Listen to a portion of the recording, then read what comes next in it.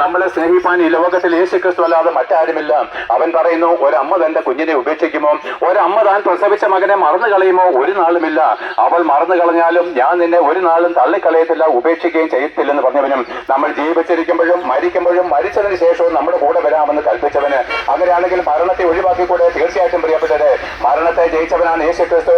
ആകിയാൽ നമ്മൾ മരണഭീതി നീങ്ങണമെങ്കിൽ ആ ക്രൂശിക്കപ്പെട്ട ക്രിസ്തുവിനുള്ള ദൈവസ്നേഹം തിരിച്ചറിയണം. എന്തുകൊണ്ടാണ് ഈ ഭൂമി ഇങ്ങനെ അസമാധാനത്തിൽ കൂടെ കടന്നു പോകുന്നത്? എന്തുകൊണ്ടാണ് ഈ ഭൂമി ഇങ്ങനെ ദുഃഖഭാരത്തിൽ കൂടെ കടന്നു പോകുന്നത്?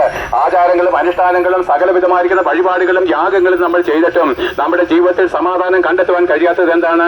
പ്രിയപ്പെട്ടവരെ, നൂറ്റാണ്ടുകളായിട്ട് നമ്മൾ അനുവർത്തിച്ചു വന്നിരിക്കുന്ന ആചാര അനുഷ്ഠാനങ്ങൾ ചെയ്തിട്ടും ഇന്നും രാഹുകാലത്തിന് പോലും ഒരു സ്വാതന്ത്ര്യം നമുക്ക് കിട്ടിയിട്ടില്ലെങ്കിൽ നമ്മുടെ ആത്മാവ് ബന്ധിക്കപ്പെട്ടിരിക്കുന്നു. നമ്മുടെ ആത്മാവ് കഠിനമായിരിക്കുന്ന ചങ്ങലകളാൽ ബന്ധിക്കപ്പെട്ടിരിക്കുന്നു. എങ്ങനെ കഴിഞ്ഞാലും ബന്ധനമാണ്. നമുക്ക് സ്വാതന്ത്ര്യമായിട്ട് ജീവിക്കാൻ നമുക്ക് കഴിയുന്നില്ല. ക്രിസ്തീയ മതവിശ്വാസികളോ പുരോഹിതന്മാരോ എന്നും അവർ പാപികളാണ്.